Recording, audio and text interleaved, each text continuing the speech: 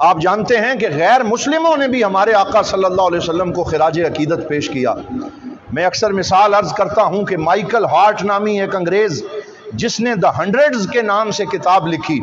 اور اس میں 100 عظیم ہستیوں کی زندگی کو پیش کیا، اور پھر جب ان کی رینکنگ کی تو وہ خود عیسائی ہے، کرسچین ہے، اور نیو یارک میں اس نے اپنی کتاب کی تقریب رونمائی منعقد کی اور اس میں سپیچ دی، اور اس میں کہنے لگا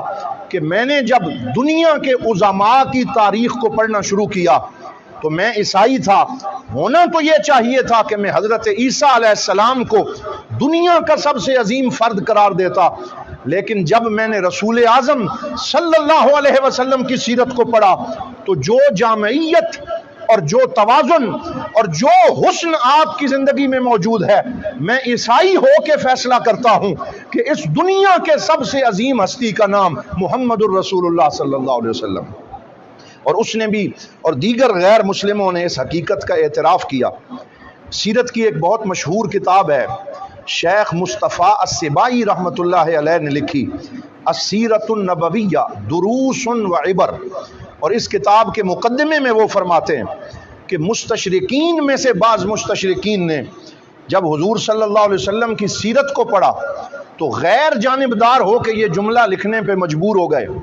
کہ الرجل الوحید الذی ولد علی ضوء الشمس،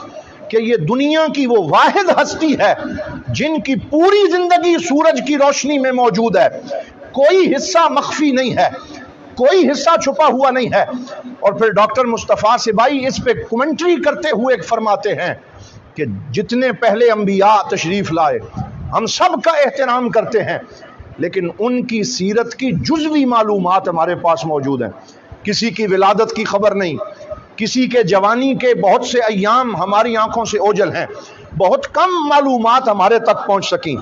لیکن حضور صلی اللہ علیہ وسلم کی زندگی ولادت سے لے کے وصال تک آپ کی زندگی کا ایک ایک لمحہ محفوظ بھی ہے، موجود بھی ہے۔ اگر آپ ولادت کے بارے میں جاننا چاہیں یا زندگی کے کسی شعبے کے بارے میں جاننا چاہیں تو ہمارے پاک نبی صلی اللہ علیہ وسلم کی سیرت روشنی فراہم کرتی۔ مظفر وارثی رحمۃ اللہ علیہ فرماتے ہیں، تیری خاموشی بھی اذاں، نیندیں بھی تیری رت جگے، تیری حیات پاک کا ہر لمحہ پیغمبر لگے، خیر البشر رتبہ تیرا، آواز حق خطبہ تیرا، آفاق تیرے سامعین یا رحمت للعالمین۔ آپ آفاق تیرے سامعین، ساری دنیا تک آپ کی آواز پہنچ رہی ہے، اور آپ کی زندگی کا کوئی گوشہ مخفی نہیں ہے، ساری آپ کی زندگی کی تفصیلات ہمارے سامنے موجود ہیں۔ آپ کا کھانا، آپ کا پینا، آپ کا لباس، جو خوشبو آپ استعمال فرماتے، آپ کے نالین پاک، جو عصا آپ کے استعمال میں تھا، حتیٰ کہ آپ کی سرما دانی، سرما لگانے کا طریقہ،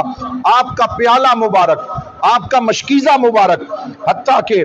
آپ کا حجرہ شریف اور اس کی تفصیلات، اسفار مبارک، خطبات شریف، امامہ شریف کس کس رنگ کا استعمال فرماتے تھے، تلواریں کیسی تھیں، سواریاں کون سی تھیں، اور سب سے بڑھ کے حضور صلی اللہ علیہ وسلم کے منہ مبارک کی تفصیلات بھی موجود ہیں۔